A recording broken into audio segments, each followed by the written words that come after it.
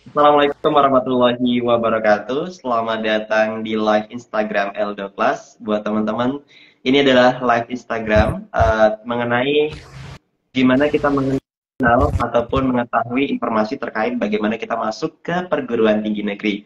Dan minggu lalu kita bertemu dengan salah satu pembicara ataupun pemateri yang membahas mengenai salah satu jalur ataupun salah satu cara untuk masuk ke perguruan tinggi melalui seleksi nasional berbasis prestasi atau berdasarkan prestasi. Dan pada kesempatan kali ini kita akan ngobrol dengan salah satu mahasiswa dari Universitas Jambi dan kita akan membahas dengan jalur yang berbeda yaitu seleksi nasional berbasis atau berdasarkan tes. Nah, atau yang kita kenal dengan SNBT. Jadi teman-teman, kalau kemarin kita bahasnya SNBP, dan pada kesempatan kali ini kita akan membahas mengenai SNBT. Nah, buat teman-teman yang baru bergabung, selamat datang di live Instagram Eldo Class. Dan buat teman-teman yang ingin bertanya, boleh banget tulis di kolom komentar. Nanti kita akan tanyakan dengan narasumber kita. Dan narasumber kita hari ini merupakan mahasiswa dari Universitas Jambi. Ia lulus SNBP tahun 2023 dan dia adalah kita sambut sama-sama yaitu Yogi Rizky Permana. Halo Yogi. Halo Bang, Oke Yogi, gimana kabarnya Yogi? Alhamdulillah baik. Abang sendiri gimana kabarnya?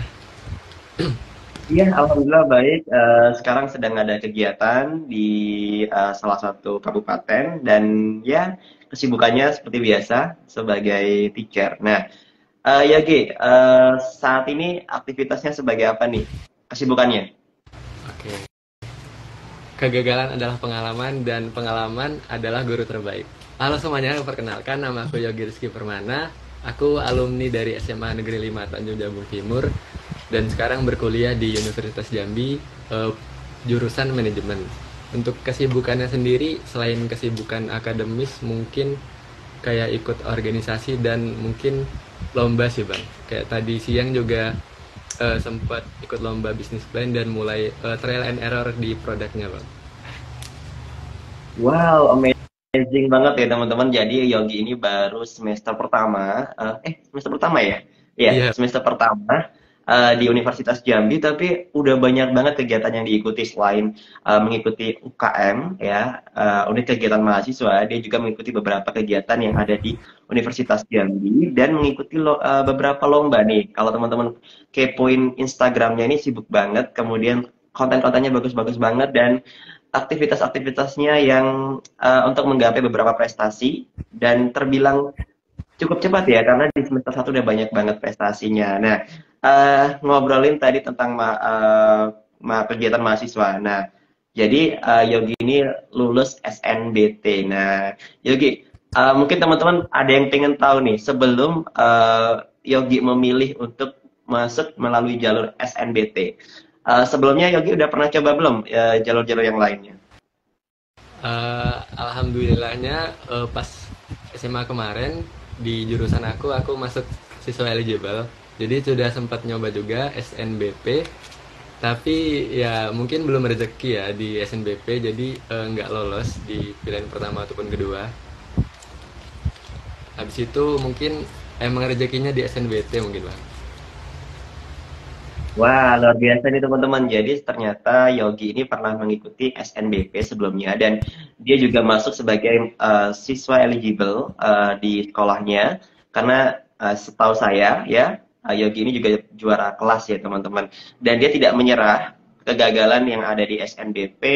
Dia tidak langsung menyerah, tapi dia mencoba kembali di SNBT. Nah, mungkin teman-teman baru ini kita baru mau masuk topiknya ya tentang seleksi nasional berdasarkan tes. Nah, ngomongin tentang SNBT, menurut Yogi, sulit nggak sih proses untuk bisa lolos di SNBT tersebut?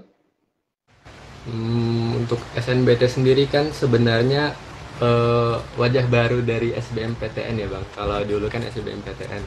Nah untuk perbedaannya sendiri SBMPTN sama SNBT itu mungkin dari segi materi tesnya. Kalau SBM kan ada TKA kan, ada kayak fisika, geografi, kimia. Nah kalau SNBT ini nggak ada, cuman tes pengetahuan umum, yang tes pengetahuan skolastik lah. Tapi itu juga nggak bisa diremehkan ternyata bang. Pas udah UTBK kemarin ternyata tingkat kesulitannya juga tetap lumayan sulit juga. Tapi alhamdulillahnya udah melakukan persiapan dari kelas 11. Tapi persiapan dalam segi mempersiapkan metode belajar bang. Itu sih.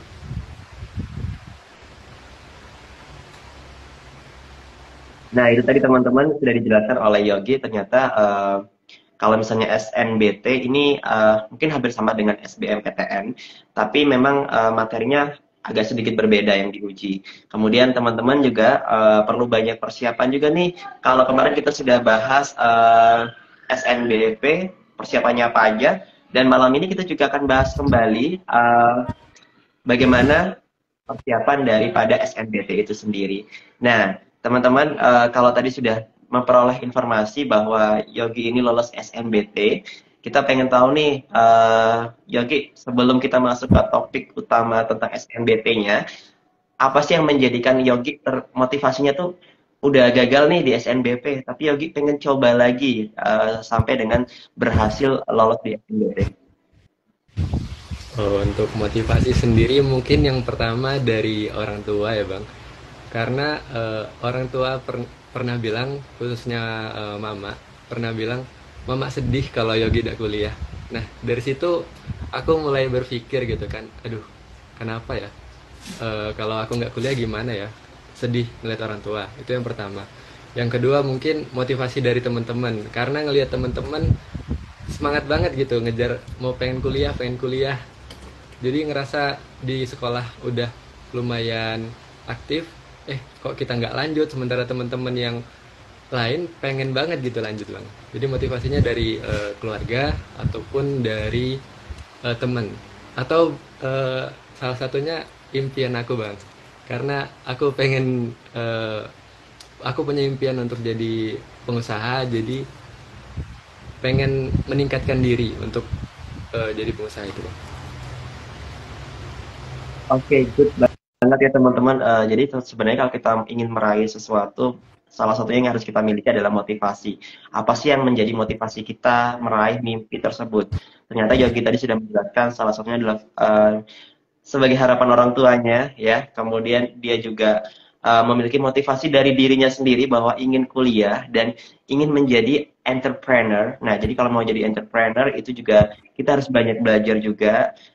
Kuliah itu tidak hanya tentang bagaimana kita belajar, tapi bagaimana kita bisa meningkatkan kemampuan kita, apa namanya, networking, kemudian critical thinking, problem solving, dan masih banyak lagi skill-skill yang bisa kita tingkatkan pada saat kuliah. Nah, kita masuk ke topik yang akan kita bahas, yaitu tentang SNBT. Yogi sendiri, kan sudah persiapan dari kelas 11 nih. Apa aja sih yang dipersiapkan supaya bisa lolos SNBT seperti yang Yogi lakukan atau Yogi raih hari ini? Sebenarnya secara keseluruhan persiapannya bisa dari strategi, materi ataupun fisik dan mental bang. Nah dari strategi dulu nih. Strateginya tuh kalau dari kelas 11 mungkin belum ke materi aku persiapannya bang, masih persiapan strategi kira-kira mau jurusan apa ya. Karena pemilihan jurusan itu penting juga untuk kelulusan kita. Kira-kira di univ mana, di prodi apa, itu juga mempengaruhi kelulusan kita. Karena mungkin beberapa prodi kan ketat ya. Jadi harus disesuaikan sama kemampuan kita dan juga minat kita. Karena kalau dari pandangan aku ada beberapa orang yang sangat-sangat realistis, ada yang sangat-sangat idealis. Misalkan ada nih satu teman, dia milih jurusan berdasarkan ya udah deh kayaknya ini sepi nih jurusannya, ya udah masuk aja yang penting kuliah. Nah itu ekstrim satu.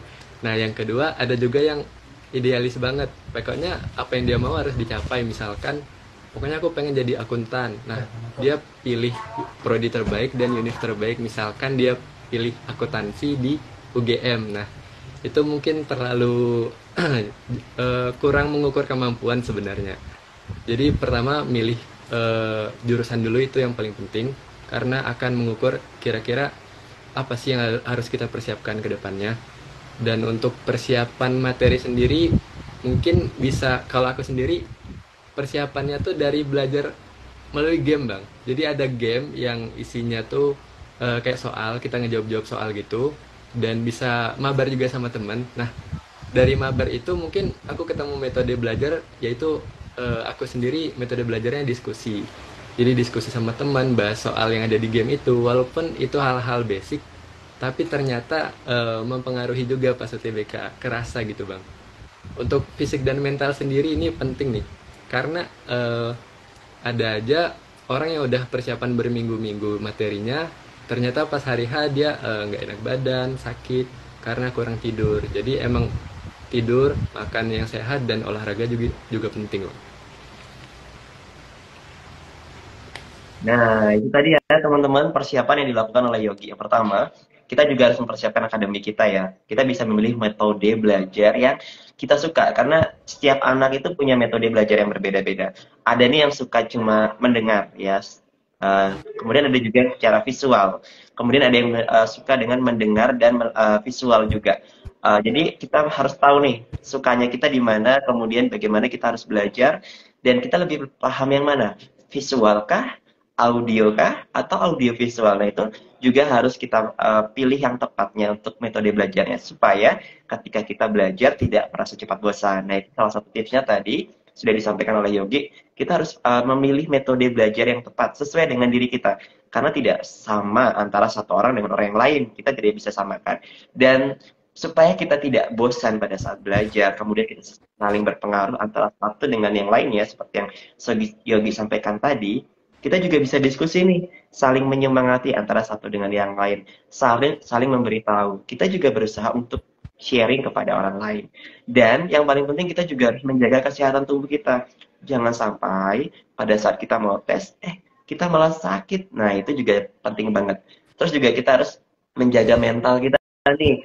Nah, anak zaman now, mental health itu penting banget karena ketika kita sudah belajar, sudah berusaha, ternyata mental kita kayak down, kemudian kita banyak pikiran atau kita tidak bisa apa ya, mengendalikan ya eh, yang ada di dalam pikiran kita juga bisa mengakibatkan kita untuk tidak bisa konsentrasi dengan baik. Nah, rasa takut, kecemasan, nah itu juga kita harus bisa mengendalikan dengan baik. Nah, Yogi, kalau misalnya tadi kita sudah bahas tentang persiapan Yogi ya, yaitu Yogi belajar. Nah, Yogi sendiri selama dari kelas 11 dengan kelas 12, buku apa sih yang kira-kira dipelajari? Mungkin teman-teman pengen tahu atau ada cara lain selain dari buku untuk mendapatkan informasi terkait soal-soal UTBK? Kalau buku sendiri mungkin ini boleh sebut merek, bukan sebut merek sih. Kayak ada kan buku-buku soal-soal UTBK itu kan banyak sebenarnya tersebar. Kalau salah satu caraku belajar mempelajari dari soal-soal yang ada di buku itu. Mungkin selain soal yang ada di buku, mungkin ikut tryout sih bang. Kalau aku sendiri sebelum belajar materi malah tryout dulu karena untuk mengukur kira-kira kita belum paham di bagian mana. Jadi aku tryout dulu, oh ternyata bagian ini aku nggak paham banget. Baru aku belajarin materinya dulu, baru coba belajar soal-soalnya dari buku-buku tertentu.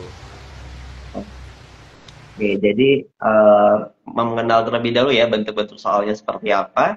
Kemudian Yogi mencari referensi melalui buku-buku. Nah, teman-teman nih banyak banget buku-buku yang kita bisa peroleh saat ini, baik secara digital maupun cetak. Karena ada buku-buku yang memang dijual yang berisi tentang buku-buku soal-soal ya tentang soal-soal atau bank soal terkait tentang UTBK ataupun soal-soal yang diteskan pada seleksi nasional berdasarkan tes. Nah, tadi Yogi sudah menjelaskan juga Yogi melalui buku-buku yang ada, kemudian bentuk-bentuknya soalnya dipelajari. Nah, Yogi, gimana sih cara belajarnya Yogi supaya ini belajar itu kan harus konsisten ya. Kalau nggak konsisten biasanya kita akan apa ya, hari ini belajar, seminggu kemudian baru belajar. Nah itu kayak kan nggak akan mencapai target yang kita inginkan ataupun tidak akan menguasai materi-materi dengan komposisi ataupun sesuai dengan apa yang kita harapkan ataupun yang akan diujikan. Yogi sendiri gimana sih cara memanage supaya konsisten nih belajarnya tidak apa namanya ya tidak mudah bosan ataupun kalau kata kita tuh cari zonanya, zona nyamannya, kemudian supaya kita tuh terus belajar, tidak merasa capek atau merasa lelah. Oke, mungkin salah satu penyebab kita ngerasa bosen atau nggak konsisten, ya mungkin aktivitasnya itu kadang terlalu berat sih bang. Kalau pengalaman aku pas kelas 11 pernah maksain untuk punya target yang tinggi banget dan maksain belajar sehari harus segini jam, sementara pas kelas 10 aku nggak pernah belajar selama itu. Jadi target yang terlalu tinggi pun kadang bisa membuat kita tuh kayak ngerasa beban banget, jadi kita nggak konsisten. Misalkan target kita hari ini belajar 2 bab misalnya langsung kan, sementara sebelumnya belum pernah belajar sebanyak itu, diri kita nggak mencapai target itu, besoknya nggak mencapai lagi, ujung-ujungnya ya udah deh kayaknya aku emang nggak bisa. Jadi target yang realistis itu juga perlu sih. Terus mungkin bisa diseling-selingin, misalkan hari ini belajar MTK, karena kalau sepengalamanku mempelajari satu materi di satu hari full itu kadang bosan ya. Mungkin bisa setengah hari nih udah 2 jam 3 jam belajar dan udah agak mulai bosan, mungkin bisa seling bentar antara ke materi lain ataupun ke aktivitas yang kita sukain, karena mood belajar itu perlu juga dibangun, salah satunya dengan cara melakukan aktivitas yang kita sukain. Mungkin itu sih bang kalau cara tips dari aku untuk biar lebih konsisten dalam belajar. Nah, tadi teman-teman, ternyata kita harus memilih cara yang tepat bagi kita karena kalau misalnya kita memaksakan diri dengan target tapi kita belum pernah membiasakan untuk belajar lama dengan target yang kita buatlah target itu ya kita tahulah kemampuan kita. Mungkin hari ini ditargetkan paham dulu materi tentang topik A. Nah, kemudian kalau memang sudah paham, kemudian pilih cara yang paling tepat yang kamu suka sehingga tidak akan merasa bosan. Ketika sudah mulai bosan, kamu bisa mengalihkan ke apa ya namanya ya, ke kegiatan yang lain, kemudian nanti kembali lagi ke belajar. Nah, itu tadi sudah disampaikan juga, buat target sesuai dengan apa yang kita mampu. Kemudian kalau sudah, nah besok apalagi nih targetnya. Kemudian kita juga bisa membuat resume atau list yang bisa kita hafal. Nah, itu juga salah satu cara untuk kita bisa sukses dalam proses pembelajaran. Nah, kalau di SNBP itu kan ada banyak banget ya, bukan banyak banget ya, maksudnya ada beberapa syarat yang mungkin penting banget perlu kita siapkan dengan segera, seperti eh, sertifikat prestasi, kemudian kita harus memperhatikan nilai supaya selalu meningkat, kemudian setidaknya stabil. Nah, kalau untuk SNBT sendiri, apakah ada persiapan lain selain kita belajar lebih awal, kita banyak latihan, Yogi? Oke, mungkin kalau selain belajar, salah satunya pemilihan jurusan tadi karena mempengaruhi presentasi kelulusan kita, ataupun yang lain bisa dari mungkin dari segi pembelajaran sih bang paling penting, entah itu cara menjawab soalnya, karena kan materinya ada banyak subbab kan. Mungkin kalau dari aku sendiri, misalkan dari 6 subbab, kalau aku ada kuasain 2 aja, ya udah aku maksimalin dulu di situ baru beralih ke yang lain. Karena eh, itu mempengaruhi. Kalau kita sebar belajar semuanya tanpa menguasain satu atau dua, nilai kita rata-ratanya nggak bisa cukup gitu bang. Mungkin kalau dari segi administrasi sama kayak SNBP, beberapa diantaranya. Mungkin bedanya kalau di SNBT nggak ada nilai lapornya. Oke, nah itu tadi ya teman-teman, selain kita belajar, kita juga perlu mempersiapkan administrasi. Dan ada beberapa topik yang harus kita kuasai, tapi kita harus belajar, kalau bisa sih belajarnya harus berkala ya, maksudnya tuh di kelas 2 belajar apa dulu dikuasai, kemudian berikutnya. Jadi jangan jangan belajar misalnya besok mau ujian baru malam ini belajar, itu nggak akan terkejar. Tapi kalau kita belajarnya angsur-angsur mulai dari kelas 2, kita kan sekarang banyak banget nih sumber informasi yang kita bisa cari dari YouTube, dari Instagram, dari website, itu banyak banget informasi-informasi yang kita bisa peroleh. Dan banyak banget buku-buku yang dalam bentuk PDF yang kita bisa dapatkan.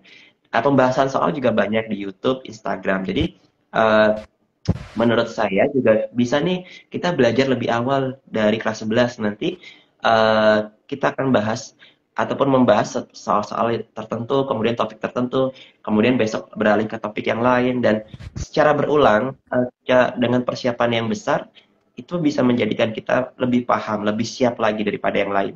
Dan meskipun kita berharap bisa lolos di SNBP, tapi kan belum tentu kita lolos, maka kita juga harus perlu mempersiapkan eh, belajar untuk persiapan SNBT.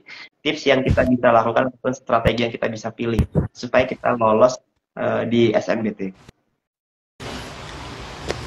Eh, Kembali lagi ke, kalau dibawa ke spiritual, mungkin pertama doa, jangan lupa ya, doa, habis itu maksimalkan usaha, baru berserah diri kepada Allah. Itu dari segi spiritual. Mungkin karena aku sendiri kemarin mungkin bisa lolos karena doa dari ibu juga yang benar-benar pengen aku kuliah. Terus kalau dari eh, persiapan pembelajaran, mungkin pertama tadi metode belajar yang pas, habis itu jurusan yang persaingannya sesuai kemampuan kita, nggak terlalu, targetnya tuh nggak terlalu tinggi, mungkin lebih realistis. Habis itu persiapan mental, jangan sampai kita udah banyak belajar ternyata pas hari H nggak bisa keluar karena kita grogi ataupun ngerasa minder ataupun yang lainnya. Mungkin untuk persiapan itu aja sih Bang. Kalau Oke, nah teman-teman itu tipsnya dari Yogi tadi bahwa sebenarnya kita juga banyak mempersiapkan tidak hanya akademiknya aja kita belajar, kemudian mental kita juga harus kita kendalikan, harus kita ini ya kita kondisikan, kemudian pola pikir kita jangan terlalu overthinking, kemudian kita juga harus memilih jurusan yang mungkin realistis untuk kita. Ya kita kan bisa tahu nih kemampuan kita sebatas mana. Kemudian kita bisa diskusi juga dengan teman-teman, dengan orang yang lebih paham. Kira-kira universitas mana yang cocok ya untuk saya, kemudian apa reasonnya kayak gitu. Kemudian jangan lupa buat meminta doa kepada orang tua, kepada guru, kepada kakek, nenek, ataupun saudara-saudara kita, supaya semakin banyak yang mendoakan, semoga kita bisa sukses untuk SNBT. Salah satunya adalah orang tua kita, ayah dan ibu kita bisa meminta doa sebelum kita berangkat tes, ataupun sebelum kita mengikuti tes, kita selalu berdoa, kemudian meminta doa. Dan juga kita juga uh, banyak lagi belajar, banyak berbuat baik juga. Nah, kemudian teman-teman juga bisa perbanyak sedekah, kemudian salat duha, juga banyak uh, meningkatkan ibadah. Salah satunya adalah salat sunnah. Nah, kita juga bisa menjadi salah satu kekuatan untuk kita terus uh, belajar dan sukses ya. Nah, kalau misalnya kita nih bahas tentang SNBT, yaitu seleksi nasional berdasarkan tes. Yogi, berdasarkan pengalaman Yogi sendiri selama mengikuti SNBT. Nah, kira-kira apa sih apa namanya ya kesalahan-kesalahan yang mungkin sering dilakukan oleh teman-teman sehingga mereka tidak bisa lolos di SNBT? Oke, pertama mungkin kesalahannya nggak belajar dari sedini mungkin, nggak belajar dari, tidak mempersiapkan diri dari awal. Kalau bisa teman-teman yang baru masuk SMA itu selain mempersiapkan nilai untuk SNBP kan ningkatin nilai lapor ya dari semester 1 sampai semester 5, ningkatin nilai, tapi jangan sampai lengah juga karena kalau kalian fokus ke SNBP mungkin aja kalian nggak rezeki di situ, kalian nggak ada persiapan untuk UTBK, jadi bakal susah. Jadi teman-teman yang sekarang masih SMA bisa diguyur ya mungkin untuk belajar UTBK-nya. Jangan hanya berpatokan pada SNBP karena rezeki orang itu beda-beda. Mungkin nggak semua orang rezekinya di SNBP, bisa aja di SNBT. Mungkin itu sih bang. Nah, itu adalah ya, tips dari Yogi ya, tambahannya buat teman-teman. Ternyata ada beberapa kegagalan yang terjadi pada teman-teman yang tidak lolos SNBT.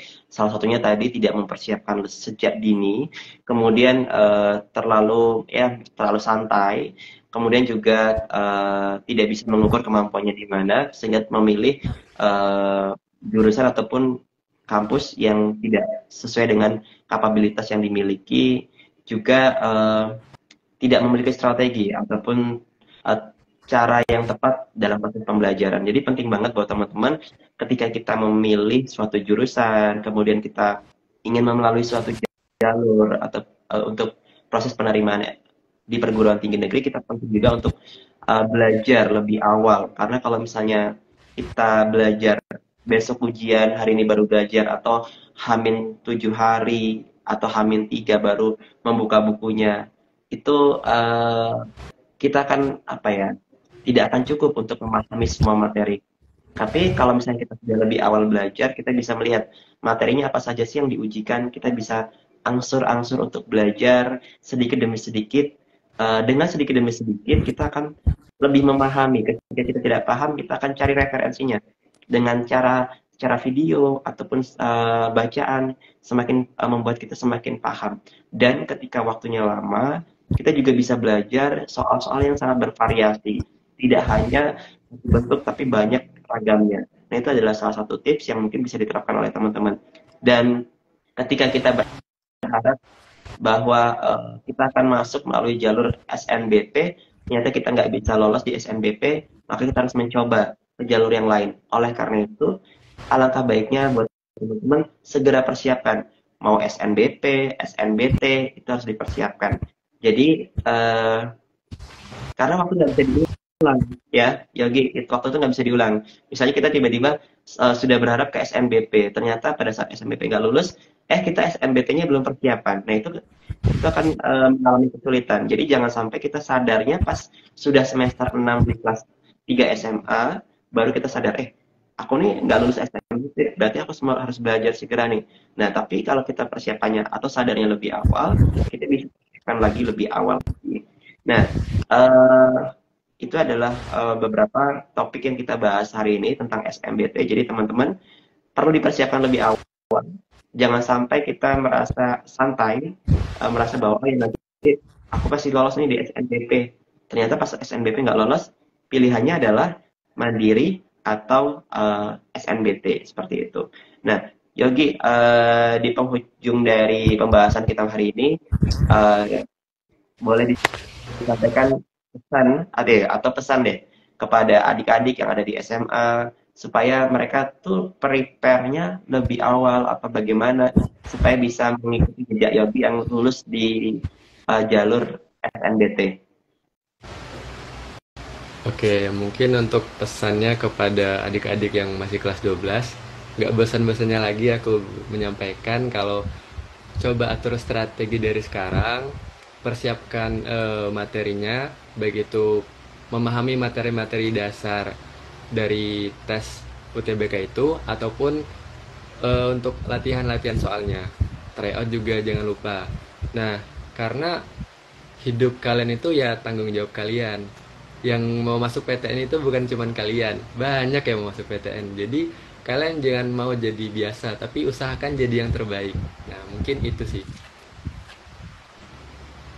Nah, tadi pesan dari Yogi bahwa sebenarnya ada banyak banget yang akan masuk ke PTN. Ada banyak lulusan dari SMA sederajat yang berharap masuk ke PTN. Jadi berlomba-lomba untuk masuk ke PTN di kampus-kampus impiannya. Jadi di sini kita juga harus bersaing kembali untuk masuk ke PTN sehingga kita tidak bisa nih santai-santai saja menjadi ini aku kayaknya bisa deh. Jangan kayaknya, tapi kita memang benar-benar persiapan. Sebuah persiapan yang baik itu bisa menjadi modal kita untuk eh diterima di perguruan tinggi negeri. Nah, thank you banget Yogi sudah mau live Instagram bareng Eldo Class, sudah mau meluangkan waktunya di kesibukannya sebagai mahasiswa, kemudian sibuk juga di unit kegiatan mahasiswa, juga ikut kompetisi. Sukses untuk kegiatannya di kampus, sukses juga untuk kegiatan-kegiatan yang lainnya. Semoga nanti bisa membantu teman-teman yang nonton live Instagram ini. Mungkin teman-teman yang mau bertanya-tanya tentang SNBT ataupun pengalamannya Yogi bisa banget mungkin follow Instagramnya, kemudian bisa DM, nanti bisa bertanya-tanya tentang SNBT. Juga bisa bertanya langsung ke akun Instagram Eldoclass, nanti admin akan jawab jika ada yang bisa dibantu oleh admin terkait tentang seleksi masuk ke perguruan tinggi, yaitu khususnya di perguruan tinggi negeri.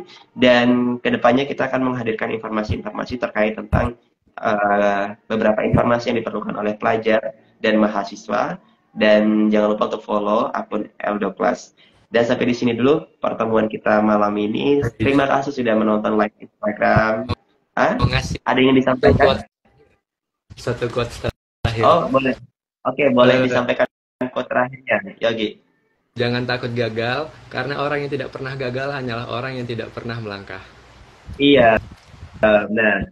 Ya, jadi teman-teman, kita ada quote yang ditambahkan oleh Yogi, jangan takut gagal, karena yang takut gagal itu pada akhirnya dia tidak pernah melangkah. Jadi kita harus berani untuk melangkah. Kalau memang gagal, ya mencoba lagi, coba lagi, karena memang ada yang menyampaikan bahwa selagi kita muda, kita coba. Kalau gagal ya coba lagi karena masih ada kesempatan yang banyak, apalagi untuk para generasi muda.